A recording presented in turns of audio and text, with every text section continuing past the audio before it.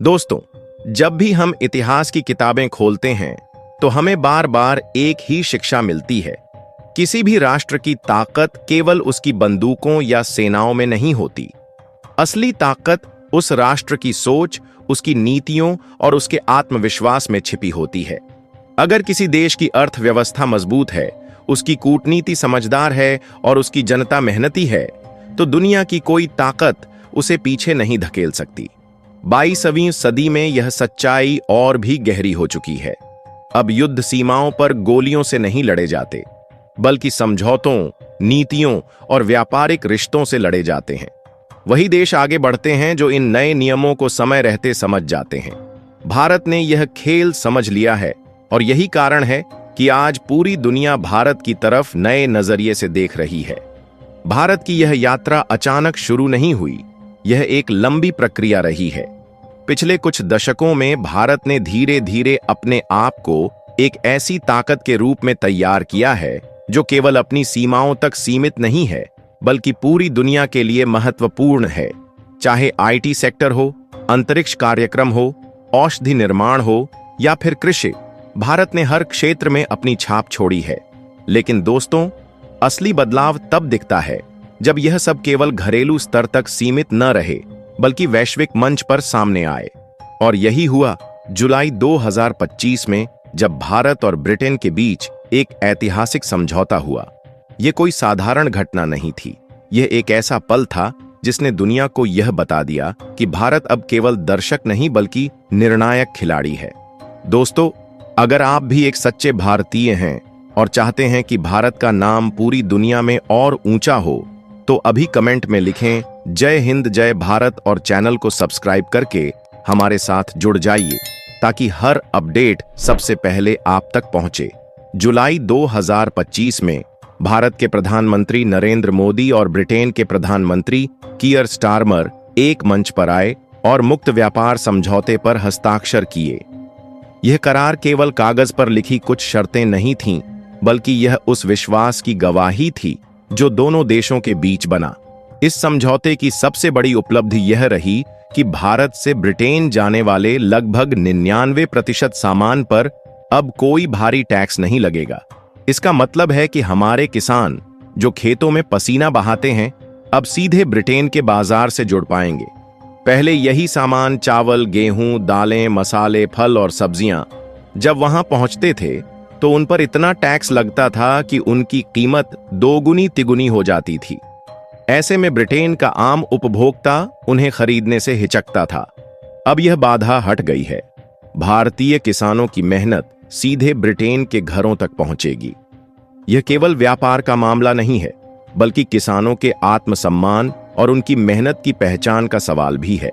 किसानों के अलावा भारत के छोटे उद्योगों और कारीगरों को भी इससे बड़ा फायदा होगा। सोचिए, हमारे यहाँ के कारीगर जो महीनों तक हाथ से गहने बनाते हैं, बुनकर जो कपड़े तैयार करते हैं, कलाकार जो लकड़ी, मिट्टी या धातु से सुंदर शिल्प बनाते हैं, उनके उत्पाद अब ब्रिटेन के लोग किफायती दामों पर खरीद पाएंगे। इसी तरह भारत की दवा कंपनियां जो पहले ही दुनिया में सबसे सस्ती और भरोसेमंद दवाइयां बनाती हैं, अब ब्रिटिश बाजार में और आसानी से प्रवेश करेंगी। इसका असर केवल भारत पर ही नहीं, बल्कि ब्रिटेन की जनता पर भी पड़ेगा। वहां के लोग अब सस्ती और अच्छी दवाइयों का लाभ उठा सकेंगे। कई लोग सोच सकते हैं कि इस समझौते का फायदा केवल भारत को ही होगा, लेकिन हकीकत यह है कि ब्रिटेन को भी इससे उतना ही फायदा मिलेगा। ब्रिटेन की बड़ी कंपनियां भारत में व्यापार करना चाहती थीं, लेकिन उन्हें यहां आने में कई मुश्किलें थीं। अब यह रास्ता साफ हो गया है। ब्रिटेन की लग्जरी कारें, उनके इलेक्ट्रॉनिक उपकरण, ब्रांडेड कपड़े और दूसरी चीजें भारत में पहले से कहीं सस्ती और आसानी से उपलब्ध होंगी। इसका सीधा असर भारत के मध्यम वर्गीय परिवारों पर पड़ेगा। पहले जो चीजें केवल अमीर लोग खरीद पाते थे, अब वे आम लोग भी खरीद पाएंगे। यानी यह समझौता दोनों देशों के लिए विन विन स्थिति है। ब्रिटेन के प्रधानमंत्री कीयर स्टारमर ने इस करार को अपनी अर्थव्यवस्था के लिए नई शुरुआत कहा। उन्होंने कहा कि पहले जिन वस्तुओं पर 100% टैक्स लगता था, अब वह घटकर 10% तक रह जाएगा। सोचिए, इससे ब्रिटेन के निवेशकों और उपभोक्ताओं को कितना बड़ा लाभ मिलेगा। लेकिन असली चौंकाने वाली बात यह थी कि इस समझौते के महज 50 घंटे के भीतर ही दुनिया के 26 देशों ने भारत से ऐसे ही करार की इच्छा जताई। Canada, New Zealand, France, Singapore, Israel, Oman, Peru, Chile और दक्षिण कोरिया जैसे देशों ने भारत को औपचारिक प्रस्ताव भेजे। यह अपने आप में अभूतपूर्व घटना थी। यह दिखाता है कि दुनिया अब भारत को एक स्थिर, भरोसेमंद और दीर्घकालिक साझेदार मान रही है। इस पूरे घटनाक्रम को समझने के लिए हमें चीन की कहानी भी देखनी होगी। पिछले 3 दशकों तक चीन को दुनिया की फैक्ट्री कहा गया। हर बड़ी कंपनी वहां कारखाना लगाती थी। लेकिन अब तस्वीर बदल रही है। चीन में राजनीतिक अस्थिरता बढ़ रही है। सरकार का कंपनियों पर नियंत्रण सख्त हो गया है। श्रमिकों की लागत भी बढ़ चुकी है। इन सब कारणों से विदेशी कंपनियां वहां से निकलने लगी हैं। उन्हें नए विकल्प की तलाश है। भारत उनके लिए सबसे अच्छा विकल्प बनकर उभरा है। यहाँ लोकतंत्र है, कानून का राज है, बड़ी युवा आबादी है और मेहनती श्रमिक हैं। यही कारण है कि एप्पल जैसी कंपनियां अब भारत में आईफोन बनाने लगी हैं। भारत ब्रिटेन समझौता इस प्रक्रिया को और तेज कर देगा। अब न केवल ब्रिटेन बल्कि बाकी यूरोपीय देश भी भारत में निवेश करना चाहेंगे। दोस्तों, इस सबसे साफ है कि भारत अब केवल दर्शक नहीं है, यह एक निर्णायक खिलाड़ी बन चुका है। अब हम अपनी शर्तों पर दुनिया के साथ साझेदारी कर रहे हैं। यह नया भारत आत्मविश्वासी है।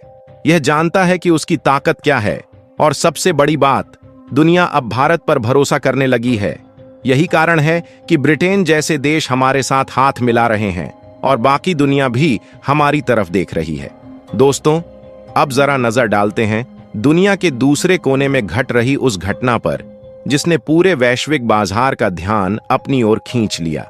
यह कहानी है अमेरिका और मेक्सिको के बीच हुए टमाटर विवाद की।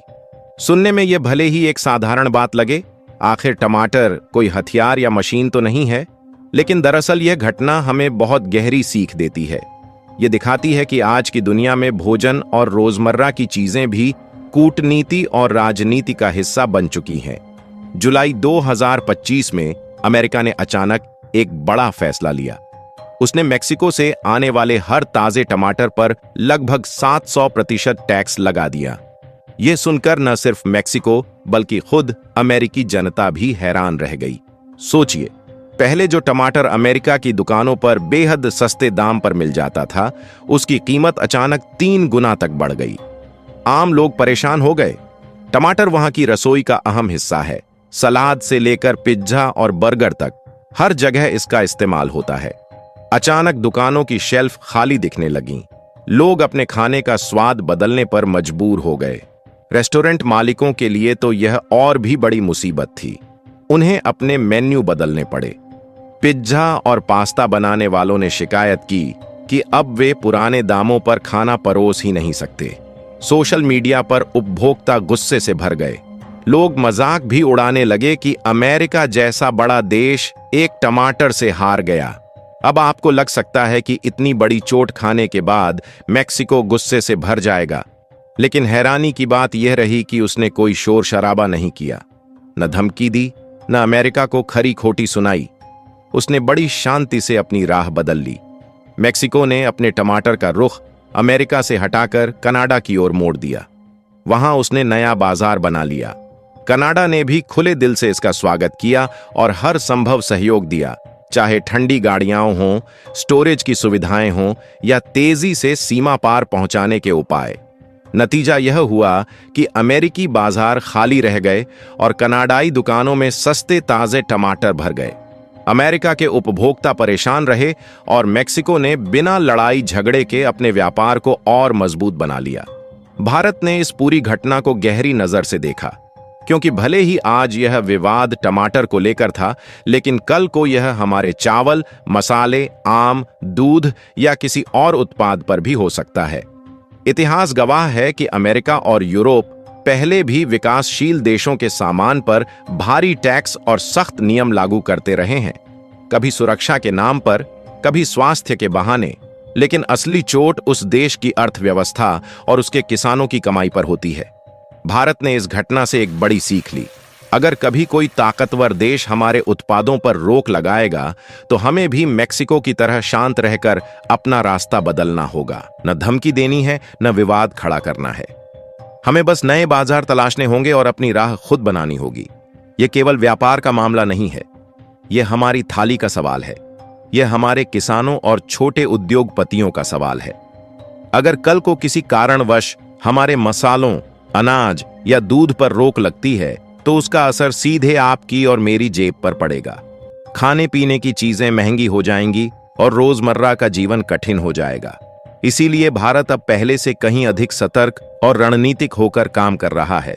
हमने समझ लिया है कि आज की राजनीति भरोसे और स्थिरता पर चलती है। जो देश भरोसेमंद होगा वही आगे बढ़ेगा। ब्रिटेन के साथ हुआ मुक्त व्यापार समझौता और अमेरिका मेक्सिको का विवाद हमें यही सिखाते हैं कि भारत अब एक नई भूमिका में है। यह केवल अपना हित देखने वाला देश नहीं है, बल्कि दुनिया को भरोसा देने वाला साझेदार है। यही कारण है कि ब्रिटेन जैसे बड़े देश हमारे साथ हाथ मिला रहे हैं और बाकी देश भी हमारी ओर आकर्षित हो रहे हैं।